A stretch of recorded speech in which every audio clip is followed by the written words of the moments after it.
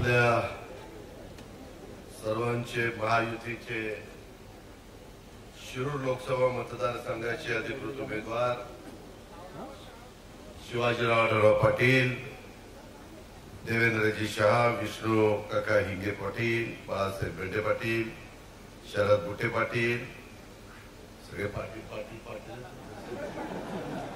दिलीप मेहते, राजेश काळेजी, रवीजी काळे अभिनेते, विवेक वळसे पाटील, अरुण गिरे, जयसिंग एरंडे, कैलास बुवा काळे, सुनील बानखेले, रुपालीताई भोजने, संदीप बानखेले, सुषमाताई शिंदे, संजय नागरे, गणपतराव इंदोरे, प्रकाशराव गोलप, संग्राम पाटील काळे, निलेश थोरात, वसंतराव काळे, क्रांतीताई गाढवे, इंदुताई उगले, देवीदास दरेकर, अक्षताताई शिंदे, रुपालीताई जगदाळे, नंदकुमार सोनवणे, गणेश कोकणे, जयसिंग काळे, शिवाजीराव ढोबळे, प्रशांत काळे, गौतम भाऊ सोनवणे, तुकाराम काळे, अश्विनीताई तिटकारे, आपल्या घोडेगावच्या सरपंच ज्योतिताई घोडेकर, रुपाली जोडगे, माधवी करणे, रत्नाताई गाडे, विजय घोडेकर, तानाजी जंबूकर, घोडेगाव परिसरातील विशेषतः माझ्या आदिवासी भागातील सदगाव पठार परिसरातील उपस्थित असणारे या पंचक्रोशीतील जमलेले सर्व माझे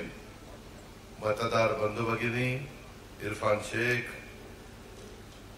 माझ्या राष्ट्रवादी काँग्रेस पार्टी, भाजप, शिवसेना, मनसे, रासप, शेतकरी संघटना, आरपीआय आठवले, आरपीआय खरात, कवाडे या सगळ्या राजकीय पक्षांचे उपस्थित असणारे आजी माजी पदाधिकारी, पत्रकार मित्र आणि माझ्या तरुण मित्रांनो, वेळ बराच झालेला आहे. मला पुढे बऱ्याचशा सभा आहे आणि मी खरं तर सभांना जातो त्यावेळेस तो उमेदवार बोलतो आणि नंतर मी माईक हातात घेतो. पण इथं मग मागाशी बघत बसलो होतो, ह्याला बोला, त्याला बोला, त्याला बोला. अरे म्हणलं मी ह्यांची भाषण ऐकायला आलोय का माझं भाषण करायला आलोय? ठीक आहे, लोकांना वाटतं बोललं पाहिजे आणि काय होतं, त्या युती म्हणल्यानंतर ह्या पक्षाला बोलू द्या, त्या पक्षाला बोलू द्या, त्या पक्षाला बोलू द्या, या पक्षाला बोलू द्या, सगळ्यांना बोलू द्या. अरे सगळ्यांचं आपली भूमिका एकच आहे, महायुतीला निवडून आणायचं आहे. त्याच्यामुळे आपण सगळेजण मिळून तेच काम करतोय. फक्त आता वेळ मर्यादित राहिला आणि कमी काळामध्ये मला जास्तीत जास्त सभा घ्यायच्यात, एकनाथराव शिंदेना घ्यायच्यात, देवेंद्रजींना घ्यायच्यात, गडकरी साहेब असतील, इतर अनेक मान्यवर, सुनील तटकरे आजपासून संध्याकाळपासून इथे येतो मला म्हणले, कारण त्यांचंही मतदान काल संपलेलं आहे. त्याच्यामुळे मी काही लोकांना सांगितलेलं की ज्यांचं मतदान संपलंय आणि ज्यांचा उपयोग शिरूर लोकसभा मतदारसंघामध्ये होऊ शकतो त्यांनी जरा इकडे या, आणि ज्यांना कुणीच ओळखत नाही त्यांनी येऊ नका, त्यांनी तिकडेच थांबा, अशा पद्धतीनं मी त्यांना सांगितलं. मित्रांनो, ठीक आहे, मी आपल्या सगळ्यांच्या समोर उभा आहे. म्हणजे हा आंबेगाव तालुका, या आंबेगाव तालुक्यामध्ये येणारा शिरूरचा भाग. मी देखील फार तरुण वयामध्ये आदरणीय पवार साहेबांनी मला दिलीप वळसे पाटलांना, जयंत पाटलांना, आर पाटलांना, सुनील तटकरेंना, अनेकांना संधी दिली. प्रत्येकाला कुणी ना कुणी संधी देत असतात. मित्रांनो, भावनिक होऊ नका. इथं देखील मला आता शिवाजीराव सांगत होते की मी माग राष्ट्रवादी काँग्रेस पक्षामध्ये असताना या ताईंना जिल्हा परिषदेच्या करता संधी दिली. कुणी ना कुणी संधी देत असतं. आदरणीय पवार साहेबांना पण त्या काळात चव्हाण साहेबांनी संधी दिली ना, संधी दिली म्हणूनच साहेब पुढे त्यांचं कर्तृत्व, नेतृत्व, वक्तृत्व दाखवू शकले, प्रशासनावर पकड दाखवू शकले. चव्हाण साहेबांनी 67 ला संधी दिली, परंतु इतिहास असं सांगतो 78 ला साहेबांनी चव्हाण साहेबांना सोडलं. मग जे मला विचारतात किंवा माझा विचार करतात, ह्या वयात दादांनी सोडायला नको होतं राव साहेबांना. अरे पण साहेबांनी पण 67 11 वर्षातच चव्हाण साहेबांना सोडलं. चव्हाण साहेब म्हणत होते, अरे असं करू नका, फोन घेतला नाही. लोक माझ्या सांगते पुस्तकात आहे, मी तरी 30-35 वर्ष साथ दिली. मी म्हणलं साहेब आता बघू द्या. पण साहेब म्हणायचे नाही, मी सांगतो तसंच. कधीतरी आम्हालाही वाटतं ना बघावं. मला काय 60च्या वर गेलो आता मी, कधी बघायचं कधी, मला काही कळलं ना तुमचं. आणि मी करतोय ना व्यवस्थित काम, मी काही चुका करत नाही. चुका केल्या तर माझा कान धरा, मला जा विचारा. जर आम्हाला कामं करून घेता येत नसतील, सर्व जाती धर्माच्या लोकांना न्याय देण्याची भूमिका आमच्या सारख्याची नसेल, तर तुम्ही त्या ठिकाणी विचारू शकता, किंवा तुम्ही शिवशाहू फुले आंबेडकरांची विचारधारा सोडली का? आम्ही नाही सोडली, आम्ही त्याच विचारधारेने पुढे चाललोय. आणि म्हणून माझं विनंती आहे, आता काही जण का दिलीप वळसे पाटलांनी साहेबाला सोडायला नको होतं. अरे आम्ही कुठं सोडलं? आम्ही साहेबांना समजावून सांगत होतो, साहेब तुम्ही नेहमी, आम्ही यशवंतराव चव्हाण साहेबांची पुस्तकं वाचली, चव्हाण साहेबांचा इथं फोटो आहे. चव्हाण साहेब सांगायचे, सत्ता असल्याशिवाय तुम्ही बहुजन समाजाला, मागासवर्गीयाला, आदिवासीला, अल्पसंख्याकाला मदतच करू शकत नाही. माझ्याकडे सत्ता नाही, दिलीपरावांच्याकडे सत्ता नाही, आणि नुसतंच म्हणायचं आम्ही असं करू, आम्ही तसं करू. आणि सत्ता नाही काय करू? त्यामध्ये सत्ता नसताना उगेच काय, आम्ही आंदोलन करू शकतो, आम्ही मोर्चे काढू शकतो, फार तर आम्ही उपोषण करू शकतो, भांडू शकतो, विरोध करू शकतो. ह्याच्या उपर काय? आज जुलैमध्ये आम्ही सरकारमध्ये गेलो, आज जवळपास 600 कोटी रुपयाची कामं दिलीपरावांच्या मतदारसंघात दिली ना. कशामुळे झाली? ह्याच्यातला 1 रुपया मिळाला नसता, सरकारमध्ये नसतो तर. शेवटी दिलीप वळसे पाटलाचा फायदा झाला नाही, आंबेगाव शिरूर विधानसभा मतदारसंघाचा फायदा झाला, तुमचा फायदा झाला. आता परवा युगपुर छत्रपती शिवाजी महाराजांचा शिवजयंती 19 फेब्रुवारीला होती. आम्ही सगळे तिथं आलो होतो, मुख्यमंत्री, दोन्ही उपमुख्यमंत्री, शिवाजीराव होते, दिलीपराव होते, सगळे आम्ही होतो तिथं. तिथं आम्हाला सांगण्यात आलं की मागे एक चक्रीवादळ झालेलं होतं, त्याच्यामध्ये हिरडा उत्पादकांचं मोठं नुकसान झालं, त्याला भरपाई द्या. जर आम्ही सरकारमध्ये नसतो तर 15 दिवसात भरपाई मिळाली असती. 15 पण नाही, 8 दिवसातच दिली. 15 कुठे दिले का नाही? सगळी सोंग करता येतात, पैशाचं सोंग नाही करता येत. आणि गेलेला जसं एखादं पीक वाया गेलं, 3 वर्ष शेतकरी उपजायला येत नाही, पुन्हा त्याची घडी बसायला. त्याच्यामुळे आम्ही सतत विचार करत असतो. मगाशी शिवाजीरावांनी सांगितलं डीपीडीसीचा निधी असेल. आज मी तुमच्या पुढे येताना मी डीपीडीसीचा पण निधी दिलीप वळसे पाटील साहेबांना देखील या ठिकाणी जवळपास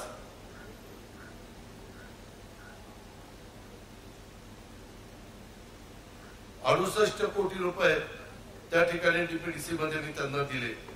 या पद्धतीनं आपण काम करू शकलो. यंदा तर मी जिल्हा नियोजन समितीच्या करता 67 कोटी 78,50,000 रुपये एवढे पैसे दिले. 1000 कोटीचं माझं बजेट होतं, आता 1250 कोटीचं माझं, म्हणजे आपल्या जिल्ह्याचं. त्याच्यातून आपल्याला विकास करायचा. लोक आपलं पाणी आहे उशाशी, आणि काही जण पाणी घेऊन चाललेले, त्याचाही विचार करत नाही. त्याच्याकरता कोण भांडतं? अरे पाणी द्या ना, परंतु जेवढं पाणी आम्हाला जुन्नर आणि आंबेगावला लागतं तेवढं ठेवा.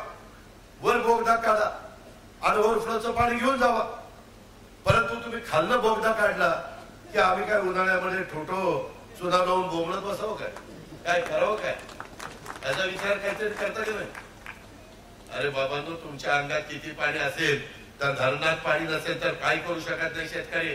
मी पण शेतकऱ्याच्या पोटचा आहे, मी पण त्या ठिकाणी शेतीवाडी करतोय. कालच मतदान केलं, आईला घरी सोडलं. आई म्हणली दादा रानात बरेच दिवस गेला नाही. म्हणलं आई चाललो रानात, राऊंड मारला आणि नंतर बाकीच्या कामाला लागलो. शेवटी शेती असेल तर तुम्ही आम्ही आहे, तर तुमचा माझा प्रपंच आहे, तर आपल्या मुलाबाळांचं कल्याण आहे, हे आम्हालाही कळतंय. जरा आम्हाला उशीर झाला ना, कांद्याच्या बद्दलचा जो निर्णय घ्यायला झाला त्याच्यामध्ये आम्ही मोदी साहेबांना मी त्या दिवशी पुण्याच्या सभेत सांगितलं, मोदी साहेब कांद्याची निर्यात चालू केली पाहिजे. ते म्हणले ठीक आहे आपण चालू करू. केली चालू, भाव वधारायला लागले. माझा दूध उत्पादक शेतकरी अडचणीत आला. आम्ही बसलो, विष्णू असेल, भगवानराव पासलकर असेल, यांनी सगळ्यांनी सांगितलं दादा भाव फार 27-28 ला आले, परवडा ना. म्हणलं 5 रुपये लिटरला वाढून देऊ डीबीटी मध्ये. काही लोकांना कदाचित पैसे मिळाले नसतील. त्याचं कारण असं आहे की काही कागदपत्राच्या बद्दल ऑनलाईन करताना त्रास होतोय. आता आचारसंहिता असल्यामुळे मला आदेश देता येत नाही. आचारसंहिता संपल्यानंतर एकनाथराव शिंदे, देवेंद्रजी, अजित पवार, राधाकृष्ण विखे पाटील आम्ही एकत्र बसू आणि काय तिथं अडचण आहे, काय तिथं त्रुटी राहिली, काय केलं तर माझ्या शेतकऱ्यांना ते पैसे जातील. 188 कोटी आले, परंतु पुढचे काही राहिलेले आम्हीच देणार, दुसरं कुणी येणार नाही. ही समोरची गप्पा आणायला येतात ना, अरे मीच त्यांना तिकीट दिलं होतं, मी शोधून आणलं होतं, चला या या या म्हणलं माझ्याकडे. माझ्या घरी दुपारी जेवायला घातलं, सतत उद्धव ठाकरेंचे फोन येत होते. म्हणलं उद्धव ठाकरेंचा फोन घेऊ नका, ते फोन आणि माझ्या खिशात दिला टाकून. आणि मग माझ्या प्रेमकोट बंगल्यावरून धनंजय मुंडे विरोधी पक्ष नेता होता तिथे नेलं आणि प्रेस बोलवली. प्रेसला सांगितलं, गमछा टाकला, म्हणजे दादा उभा राहतो, पण सगळं बघायचं तुम्ही दिलीप रावांनी, मी काही बघणार नाही, मी फक्त भाषण करणार. आणि म्हणलं सगळं जे काही नियमाने खर्च करायचा असतो तेवढा खर्च करू, काळजी करू नको, जीवाचं रान करू. निवडून आणला. नंतर 2 वर्षांनी म्हणलं दादा मी सेलिब्रिटी आहे. म्हणलं मग? नाही मी अभिनेता आहे. अरे म्हणलं आहे ना माहिती. नाही दादा मी कलाकार आहे, दादा मी मालिका करतो, छत्रपती संभाजीराजेंची मालिका करतो. म्हणलं त्याच्यामुळेच आहे बहिणी तुला शिक्के मार बटणं दाबली. म्हणलं कारण लोक तुम्हाला छत्रपती शिवाजी महाराज आणि छत्रपती संभाजीराजेंच्या भूमिकेत बघताय. असं झालं त्याचा फायदा झाला खरंय, पण नंतर मला म्हणायला लागले आता आपल्याला राजीनामा द्यायचं, हे आपल्याला जमत नाही. म्हणलं काय झालं? म्हणले राव आम्ही चित्रपट काढला महाराजांच्यावर, ते महाराज बघा पेटाऱ्यातनं पळाले, फळांच्या का वेशभूषा बदलून पळाले. त्यांनी जो चित्रपट काढला त्याच्यात दाखवलं महाराज वेशभूषा बदलून गेले. आपल्या तर काही डोक्यात कधी शिरलं नाही. आम्हाला लहानपणापासून आमच्या शिक्षकांनी शिकवलं, आग्र्यातनं महाराजांची सुटका झाली त्यावेळेस महाराज पेटाऱ्यातनं फळं पाठवत होते. एका पेटाऱ्यात ते स्वतः बसले आणि त्यांनी पलायन केलं आणि त्यांना बरोबर त्यांनी गनिमी कावा केला असं आपल्या ऐकण्यात आहे. पण त्यांनी तिथं मी म्हणलं ह्या चित्रपटात ही असं कसं काय दाखवलं? नाही म्हणले हे असंच आहे. आणि पडला ना चित्रपट. आणि म्हणले राव दादा चित्रपटाचे पैसे नाही निघाले, काय करू? आता म्हणलं आपण काय करणार आहे? जर जास्तीचे पैसे मिळाले असते तर तुम्ही दिले असते का? म्हणलं मला त्याच्यावर तोटा झाला तर आपलाच, फायदा झाला तर आपलाच. आता इथं आता कलाकार अनेक चित्रपटामध्ये ज्यांचं काम करतात ते अभिनेता रवीजी काळे. रवीजी काळे एखादा चित्रपट गाजला तर तुम्हाला जेवढे पैसे दिले त्याच्यापेक्षा वाढून देत नाही प्रोड्युसर, दिग्दर्शक. तोटा आपले, पण तोटा झाला तरी ते असं तुम्हाला म्हणत नाही तोटा झाला तर घेतलेले पैसे तुम्हाला माघारी देते, असं नसतं. व्यवहार आहे मित्रांनो. मी त्यांना इतकं समजून सांगितलं, डॉक्टर कोल्हे साहेब असं करू नका, लोक आपल्याला मारतील, लोक म्हणतील यांना आधी कळलं नाही का? काही करून 5 वर्ष कडेला काढा. आणि मग ती कडेला काढली, त्याच्यावरून त्या आदिवासी भागात आलेच नाही. तिथं मग मालिकेचं कोण, मालिकेमध्ये जे रात्री शूटिंग चालतं ते शूटिंग कोण करणार? तुमच्याकडे पाणी बघायचं, तुमचे प्रश्न सोडवायचे, तुमचा अडचणीचं काही काम करायची, का आमचं शूटिंग करायचं? आमचं पहिलं ध्येय शूटिंग करणे, आमचं दुसरं ध्येय आहे चित्रपटामध्ये काम करणे, नंतरचं ध्येय वेळ पडली तर पैशाकरता नथुराम गोडसेंची भूमिका करणे. सगळं आम्ही करतो. एकदम विरोधाभास, एकदम छत्रपती शिवाजी महाराज, स्वराज्य रक्षक छत्रपती संभाजीराजे, आणि तिथून एकदम ज्याने महात्मा गांधींचा खून केला त्या गोडसेची भूमिका. काय करायचं? अरे पैशाकरता तुम्ही कुठलीही भूमिका करणार. काही अभिनेते ज्याच्यातनं लोक व्यसनाधीन होतील अशा प्रकारच्या जाहिराती करत नाही. ते म्हणतात नको असले पैसे, ते पैसे काही कडेला जाऊ शकत नाही. या गोष्टीचा विचार करा. मला तर म्हणले होते आता मी काही राजकारणात येणार नाही. आणि मी ज्यावेळेस भूमिका घेतली मी साहेबांना आधी सांगितलं होतं, मी एकटा नव्हता. भुजबळ साहेब होते, दिलीप वळसे पाटील, प्रफुल्ल पटेल, सुनील तटकरे, धनंजय मुंडे, हसन मुश्रीफ, सगळे 80% लोक होते. हे जयंत पाटील वगैरे सगळे माझ्यावरच होते. लास्टला ते म्हणले नाही दादा आता येत नाही. म्हणले एक नाही तपासले. आणि म्हणलं आम्ही मग 2 निर्णय घेतला. त्याच्या आधी साहेबांनी मला सांगितलं अजित आता मी राजीनामा देतो. म्हणलं का? नाही म्हणले आता माझं वय झालं, मी राजीनामा देतो, तुम्ही सगळ्यांनी हा पक्ष चालवा. म्हणलं ठीक आहे. आणि त्यांनी जाहीर केलं. पुन्हा 2 दिवसांनी म्हणले अजित नको, लोक म्हणतात की तुम्हीच थांबा. अहो म्हणलं लोक म्हणणारच, लोकांना काय जाते म्हणाला. आता साहेब आजारी आहे, परंतु जे उमेदवार आहे नाही साहेब हेलिकॉप्टर पाठवून देतो याच आम्हाला सगळ्याला, त्यांना काही घेणं देणं नसतं. लोक स्वार्थी असतात. जोपर्यंत आमचे हातपाय व्यवस्थित आहे तोपर्यंत लोक आमच्या मागे येतात. मी आरआरचं उदाहरण बघितलं. आरआरला एकदा बघा 26/11चा हल्ला झाला आणि त्याच्यात आरआरने मला न सांगता त्याला राजीनामा दिला गेला निघून. मी फोन केला, अरे कुठे गेला? म्हणलं अंजनीला आलो. म्हणलं का? म्हणले आमच्याने राजीनामा द्यायला सांगितलं. अरे म्हणलं मला सांगायचं ना, जरा ताण असतो, ताजा असल्यावर जरा शांत झाल्यावर आपोआप सगळं गार होतं. म्हणलं हे केलं असतं आपण बरोबर. नंतर मला भेटायला आला. म्हणला दादा 5-6 दिवस लोक आले नाही जात. अरे बाबा तुमच्याशिवाय ह्या राज्याला आहे कोण? तुम्हीच उद्याचे नेते. आणि 10-15 दिवस झाल्यावर कुत्रही न म्हणले तिथं, एकटाच बसायचा. मग मी त्याला हेलिकॉप्टर पाठवलं. 6 महिन्यांनी आणलं, राष्ट्रवादी काँग्रेस पक्षाचा अध्यक्ष केला आणि पुन्हा त्यांनी कामाला सुरुवात केली. हे माहिती का? असं आहे. आता आंबेगावकरांनो, सातगाव पठाराच्या लोकांनो, माझ्या आदिवासी समाज बांधवांनो, आया बहिणींनो, आज आपले दिलीप वळसे पाटील साहेब आजारी आहेत. त्यांना तिथं राहत नाही. मला म्हणतात दादा मी व्हीलचेअर घेऊन जातो तिथं लोकांना भाषण देतो. म्हणलं अजिबात नाही. आम्ही लोक आहोत. तुम्ही जो प्रचार करणार आहे तोच प्रचार आम्ही करणार आहे गाड्याचा. आम्ही दुसरा प्रचार करणार नाही, काळजी करू नका असं मी त्यांना सांगितलं. आणि म्हणलं आता दवाखान्यात जोपर्यंत धडधाकट होत नाही तोपर्यंत सोडायचं नाही. देवेंद्रजींना सांगितलं, विष्णूला सांगितलं, बाळासाहेब बेंडेंना सांगितलं, सगळ्यांना सांगितलं आता तुम्ही काम करायचं. माग 2004ला असा प्रसंग माझ्यावर आला होता, राष्ट्रवादी काँग्रेसवर आला होता. पवार साहेबांनी सांगितलं अजित आपल्याला गंभीर आजार झालेला आहे, ऑपरेशन केल्याशिवाय गत्यंतर नाही. साहेबांना सांगितलं फॉर्म भरा आणि ऑपरेशनला बिस्कॅडीला जावा, सगळी जबाबदारी आपण सांभाळतो. आजपर्यंत बारामती भागामध्ये फक्त फॉर्म भरायचा आणि शेवटच्या सभेला यायचं, बाकी सगळा हा पट्ट्या बघायचा. लाखांच्या मतांनी निवडून आणायचं. येता नव्हतं, तुमच्यासारखे तिथं कार्यकर्ते होते, पण म्हणायला काय जाते हा पट्ट्या बघायचा. मित्रांनो गमतीचा भाग जाऊ द्या, परंतु मी आपल्याला सांगतो आज देखील आपला नेता ज्यांनी आपल्या आंबेगाव शिरूरचा चेहरा मोहरा बदलला, आज पण मला सारखं दादा देवेंद्र फडणवीसजी आम्हाला कुठल्याही परिस्थितीमध्ये जी कलमोडी धरण सातगाव पठारे येथील वेळ नदीवरील 9 कोल्हापूर पद्धतीचे बंधारे, नंतर उपसा सिंचन योजना या प्रकल्पाचे 3 घटक, माझ्या आंबेगाव तालुक्यातील 9 कोल्हापूर पद्धतीच्या बंधाऱ्याची कामं 9ला पूर्ण झाली. कलमोडीचं काम 10ला पूर्ण झालंय. साधारण 2 TMCचं धरण आहे.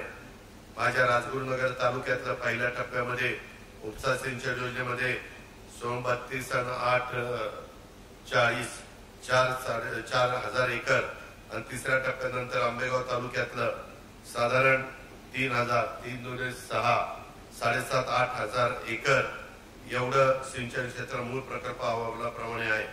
आणि 200 कोटी रुपयांचे सुप्रमा आता आपण त्याच्यामध्ये दिलेली आहे. आतापर्यंत 58 कोटी रुपये खर्च केलाय.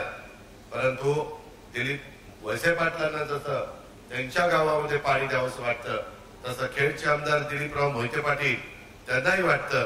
त्यांनी 22 जुलैला एक निवेदन दिलंय आणि त्याच्यातून आदिवासी विभागाकडनं आपण 15 कोटी रुपयाचा निधी उपलब्ध करून दिलाय. आदिवासी त्यांच्या भागातल्या देखील गावांना पाणी उपलब्ध करून देण्यासाठी धरण ते दरम्यान नदीवर 2 कलमोडी धरण ते चासकावर 2 बंधारे आणि 2 उपसा सिंचन योजना आश्वासित केलं होतं. त्याच्यात कारवाई झाली नाही, तेही करा. आपल्याला त्याच्यातनं दोघांचा मिळून मार्ग काढायचा आहे. तुम्हालाही समाधानी करायचंय, त्यांनाही समाधानी करायचंय. जसं पूर्वी सांगितलं जायचं 1 तीळ 7 जणांमध्ये वाटून खावा, तसंही आपण करणार आहे. काळजी करू नका. त्याच्यामध्ये आपण खेडवाल्यांना पण मदत करणार, तुम्हालाही मदत करणार. आणि आम्ही शब्दाचे पक्के आहोत. जे सांगेल तसं आम्ही करतो. अर्थमंत्री म्हणून मी आहे, देवेंद्र फडणवीस जलसंपदा मंत्री आहे. जलसंपदा मंत्री आणि अर्थमंत्री दोघांची जोड झाली की काम झालं म्हणून समजा. त्याबद्दल आपण काही काळजी करू नका. जसंही मागच्या काळातली कामं, आज कसं माझं आंबेगाव बदलत गेलं, कसं 12 शिरूर आणि आंबेगाव विधानसभा मतदारसंघ बदलत गेला. पूर्वी शिवाजीराव आपल्या बरोबरच होते, परंतु त्यांनी त्यावेळेस उमेदवारी मागितली. आम्हाला वाटलं की आता काँग्रेस आणि राष्ट्रवादी एक आली. त्यावेळेस काँग्रेस विरोधात लढून देखील आपण अशोकरावांना मोहळला खेड लोकसभा मतदारसंघात निवडून आला. अशोकराव मोहोळ त्यावेळेस पुन्हा त्यांना तिकीट दिलं. अशोकरावनं वाटलं की आता तर काँग्रेस आणि राष्ट्रवादी एक, समोर तर काहीच नाही. या पाट्याने घेतलं तिकीट धनुष्यबाणाचं. आणि जी पोकर पोकर पोकरला सगळं माहिती होतं, कुठं बरोबर पोकरायचं, कुठं बरोबर जायचं. रात्रीच गडी इकडं तिकडं जायचा, कुठं कुठं, आणि पोखरून बघतोय निकाल तर उलटाच लागला.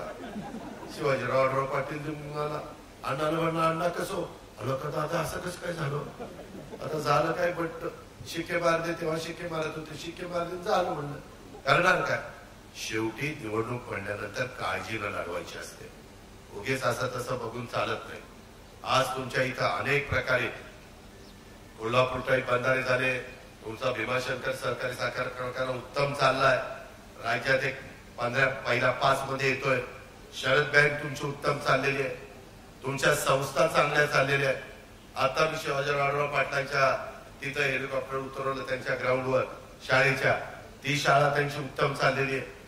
त्यांच्या पण ज्या संस्था काढल्या, क्रिकेटचं ग्राउंड, बाकीचं मुलांना खेळायला नवीन मुलं तयार करायला स्विमिंग पूल, सगळ्या गोष्टी ते करतायत.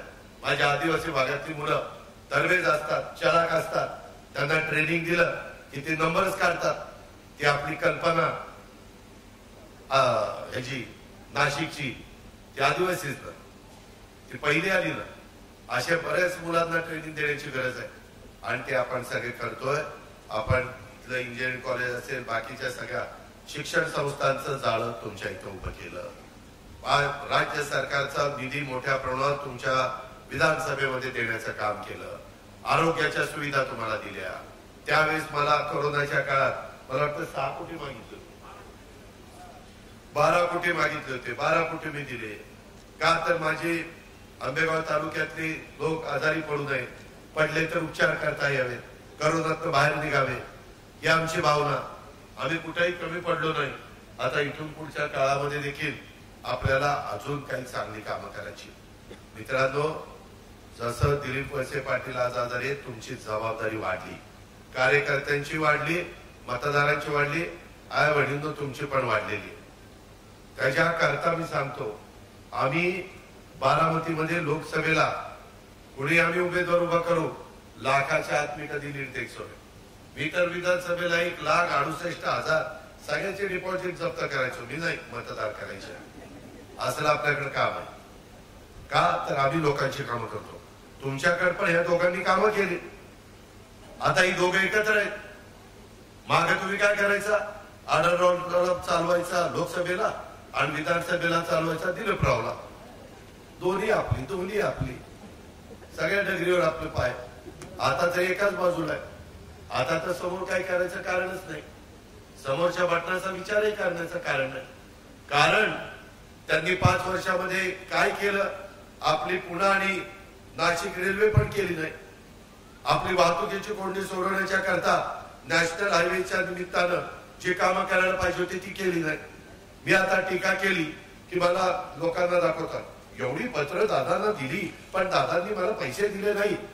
अरे कधी पत्र दिली, तिथं मालिकेचं शूटिंग करायचं, कुठं पत्र दिली. आता त्याच्या तारखा टाकतो, त्याच्या तारखा टाकतो ना, आता सांगतो पत्र दिली. काही खोटं बोलतात. मी शिवाजीराव आढळरावांना पैसे दिले, ते महायुतीमध्ये होते म्हणून. राष्ट्रवादीमध्ये असताना पैसे दिले नसते. शरद भुटे पाटील एकेकाळी माझाच कार्यकर्ता, का मला सोडून गेला कोणाला माहिती, परंतु आता तिकडे, परंतु आला तरी त्याचं काम करतो की नाही, भेदभाव करत नाही. कारण मला माहितीये पुढं कधीतरी माझ्याकडे येणारच आहे. हा, आपण काही कुणाचं वाईट केलं नाही आणि कुणाचा बांध पण रेटला नाही. त्यामुळं माझी आपल्याला सगळ्यांना विनंती आहे, एक परिवार म्हणून आपण काम करतोय. मला केंद्रातनं मोठ्या प्रमाणात निधी आणायचा आहे. तो निधी मोदी साहेबांना अमित शहा देऊ शकतात. आपण मागच्या वेळेस बारामती लोकसभा आणि शिरूर लोकसभा या दोन्ही मतदारसंघातनं आम्ही सांगितलेले उमेदवार निवडून तुम्ही दिले. मी त्यांना म्हणायचो निधी आणा, ते म्हणायचे दादा आपल्याला निधी मिळत नाही. का मिळत नाही, तर आम्ही त्यांच्यावर रोज टीका करण्याची भाषणं करतो. म्हणलं तुम्ही कशाला टीका करताय, आपल्याला निधी पाहिजे तर जरा थोडस काही वेळेस 2 पावलं पुढे मागे सरकायचं. मी देखील विरोधी पक्षात असताना पुढे 2 पावलं सरकायचो, कधी 2 पावलं मागे सरकायचो, कारण आपलं जनतेचं काम आहे. आपण काय वैयक्तिक आपल्याकरता मागतोय, जनतेकरता मागतोय, वाईट काय त्याच्यात? आणि ह्या पद्धतीनं आम्ही लोकांनी तिथं काम केलेलं आहे. माझी तुम्हाला विनंती, उन्हाळ्याची तीव्रता आहे, सारखं कुणाचा रुमाल चालू आहे, सारखं वारं चालू आहे, का तर गरमच फार होत आहे. पण अहो काल तर मला सोलापूर का धाराशिव मध्ये लाईनीत उभा असतानाच उष्माघाताचा शॉक बसला, बिचारा वारला ना. बट मतदान करायला आले होते तेव्हा. अशा पद्धतीनं घडतं.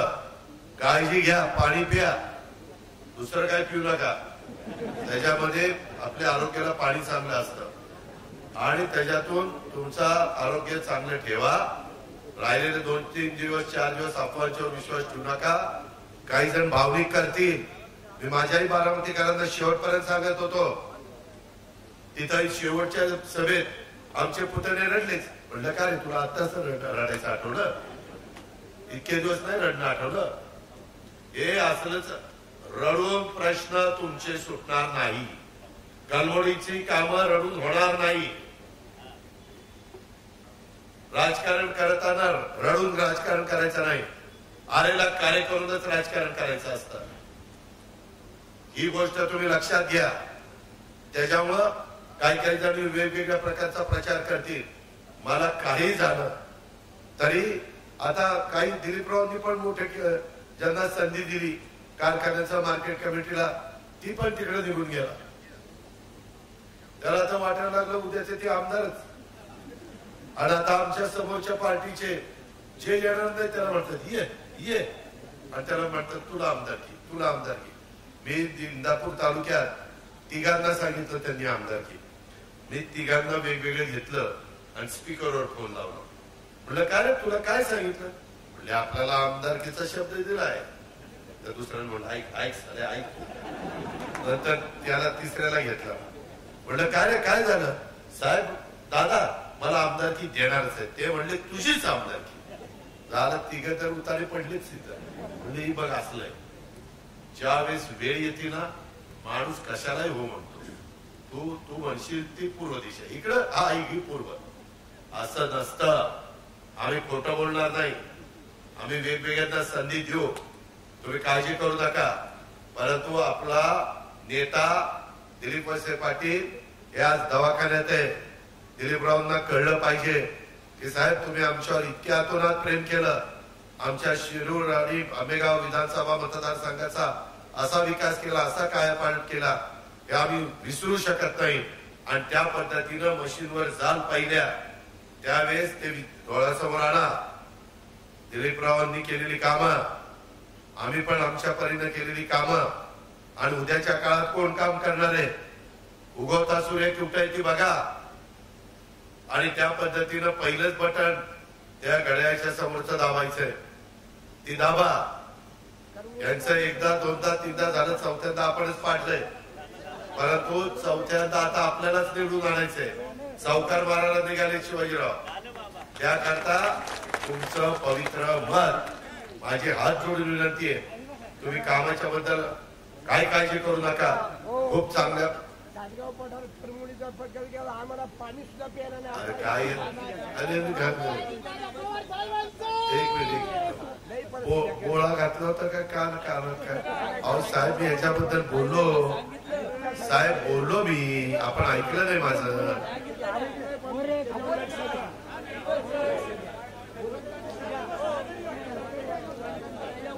तुम्हाला कोणीतरी सांगितलेलं असते जाऊन असं असं तिथं बोल. आता काय कसा तो बसून बोलतोय तरी त्यांना कळलं. आम्ही काम करायला आलो साहेब, गप्पा मारायला नाही आलो. आणि जर नाही झालं तर विधानसभेला विचारा ना, काय अजित पवार घोडेगाव द्यावाचं ओढवत होता, कुठे गेलं काम? काम वाजून केले वाजून. फक्त कामाची सुरुवात तर नक्की झालेली असते. आपला शब्द आहे, आपण शब्दाचा पक्का आहे. म्हणूनच 19ला देवेंद्रच्या बरोबर सरकार केलं होतं. आणि माझ्याच चुलत्यांनी सांगितलं होतं त्यांच्याबरोबर सरकार करायला, आणि मलाच मिटिंगला घेऊन जात होते. आणि नंतर तेच बदललं आलं. म्हणलं आपण कसं काय बदलायचं? 6 मिटिंग झालं राव साहेब, असं कसं? नाही म्हणलं आता याला सोडायचं, आता शिवसेना. म्हणलं ही कसं काय चाललं. म्हणलं आपण नाही, आपण त्यांना शब्द दिलाय, मी तिचा शब्द पाळणार, नंतर काय व्हायचं ते होईल, आपण शब्द पाळला. त्या पद्धतीनं मित्रांनो मी कुणाला दुखवत नाही.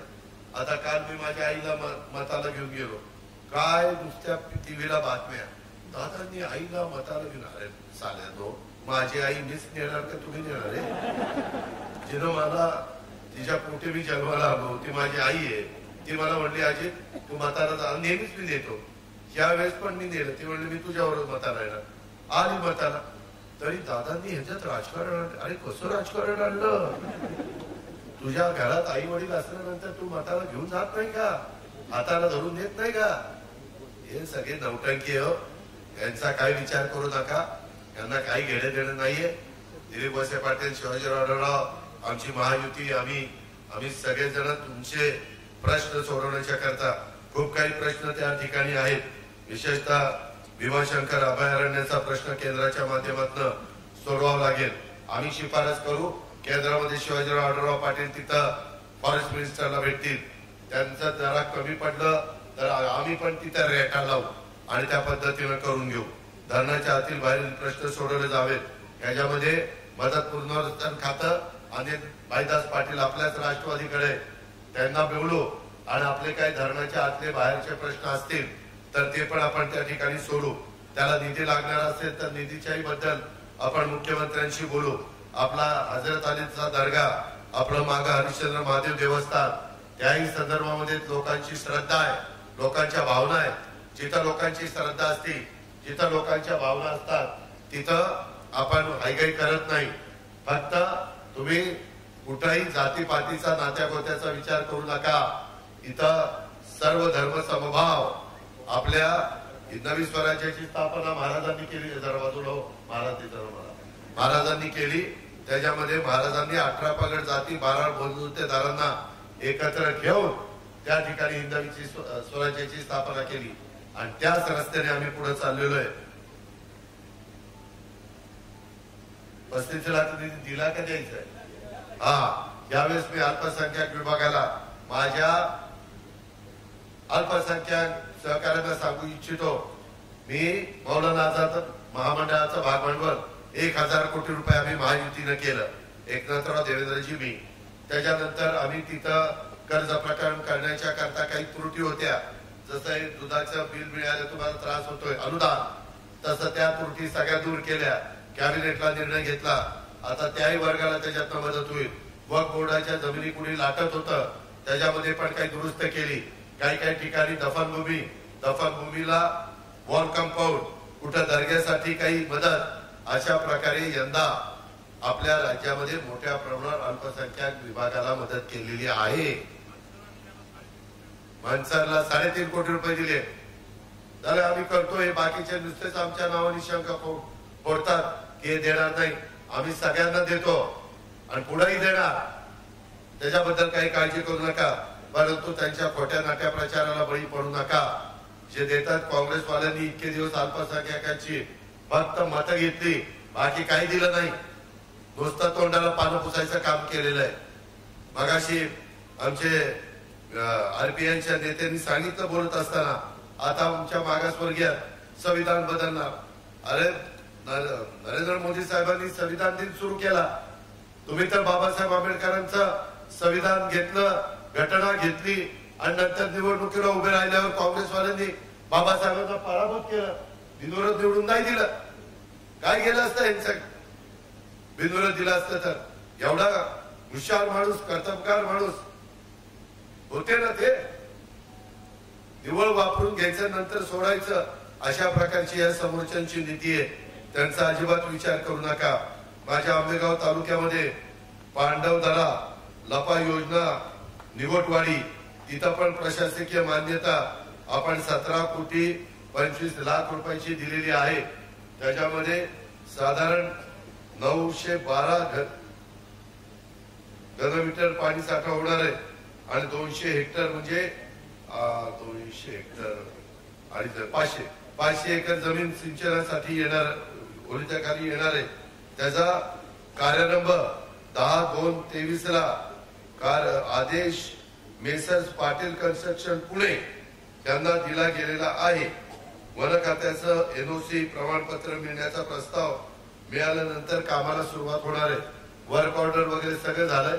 एनओसी आता ते आणतील आणि ते काम सुरू करतील. त्याबद्दल काही काळजी करू नका. त्याच्या संदर्भामध्ये आणखीन वेगवेगळ्या प्रकारचे काही प्रश्न मला इतर सहकारी मित्रांनी दिलेले आहेत. त्याही कामामध्ये मी तुमचा पालकमंत्री या नात्याने लक्ष घालीन. आपण अजिबात भावनिक होऊ नका. मी दिलीप वळसे पाटील, आम्ही सगळे, छगन भुजबळ, आम्ही सगळे चांगलं काम करून दाखवू. आजही आम्ही चांगलं काम करतोय. कुठं चुकलं तर सांगा. अजित पवार इथं चुकलं. जो काम करतो तो चुकतो. जे काम करत नाही तो बिनचूक असतो. कारण ते काम करत नाही, ते नुसतं शूटिंगला जातो मुंबईला. ही गोष्ट लक्षात ठेवा. वाईट वाटून घेऊ नका. खरं आहे ते सांगतो. 5 वर्ष वाया गेली. तो बॅकलॉग भरून काढायचा आहे आणि तो बॅकलॉग भरून काढायला केंद्राची आणि राज्याची मदत लागणार आहे. राज्यात आम्ही आहोतच, परंतु केंद्रात पण मोदी साहेब तिथे येणार आहेत असा जनतेचा देशातल्या कौल आहे. त्याच्यात माझ्या शिरूर आंबेगाव विधानसभा मतदारसंघाच्या मतदारांनी किंवा आंबेगाव शिरूर मतदारसंघाच्या मतदारांनी पण कुठं मागे राहू नका अशी माझी तुम्हाला हात जोडून विनंती आहे. अजिबात. नाहीतर आता राष्ट्रवादीचा करतो म्हणून भाजपने मागे हटायचं, की भाजपचा करतो म्हणून राष्ट्रवादीने मागे हटायचं. आता कोण बघणार आहे? असं करू नका. दिलीपराव तिथं बसून त्यांची माणसं त्यांनी पेरली. रोज विचारतायत कोण कोण काय करतंय, कोण नुसतंच बरोबर करतंय, कोण आतनं करतंय, कोण बाहेरनं करतंय. हे सगळं त्यांना माहिती आहे. आपण देखील ज्यावेळेस आपल्या घरातली एखादी व्यक्ती आजारी असते, दवाखान्यात ऍडमिट असते, त्यावेळेस तुमची आमची जबाबदारी जास्त असते. त्या जबाबदारीचं भान ठेवा. आणि शिवाजीराव आढळराव पाटलांना घड्याळाच्या समोरचं बटन दाबून प्रचंड मताधिक्याने महायुतीचे उमेदवार म्हणून लोकसभेमध्ये पाठवा. जे काही आपली कामं केंद्राचा कोट्यवधी रुपयाचा निधी आणण्याच्या करता ते मी, एकनाथराव शिंदे, देवेंद्र फडणवीस, आम्ही सगळे, दिलीप वळसे पाटील, आम्ही सगळेजण त्या बाबतीमध्ये यशस्वी होऊ हा विश्वास मी तुम्हाला या निमित्तानं देतो. भर दुपारच्या वेळेस आपण एवढ्या मोठ्या संख्येने उपस्थित राहिला. आया बहिणींनो, तुम्ही पण उपस्थित राहिला. तुम्हाला पण चांगलं केलंय. पुढच्या निवडणुकीत 29ला 181 जागा 543 सोडून महिला नाही, तुमचा इच्छा असं लागेल कदाचित. आणि 288 आमदार सोडून 96 जागा महिलांना बिल पास झालंय. पुढच्या वेळेस आहेत तुम्ही आता आमच्या विधानसभेमध्ये. आम्हाला सांभाळून घ्या फक्त तिथं निवडून आलो तर. एवढी फक्त विनंती करतो आया बहिणींना, मुलींना. अधिक न बोलता पुन्हा एकदा घड्याळाच्या समोरचं बटन दाबून आपल्याला मागचा जो पराभवाचा आपलं अपयश आहे ते अपयश आपल्याला धुवून काढायचं आहे. आणि ते धुवून काढण्याच्या करता तुमचे आशीर्वाद, तुमचा भरभक्कम पाठिंबा, तुमचं सहकार्य हे सर्वांचं आम्हा लोकांना हवंय. ते आपण द्यावं. आम्ही तुम्हाला जे शब्द दिलेले ते शब्द आम्ही पाळू हा विश्वास देतो आणि आपली रजा घेतो. जय हिंद.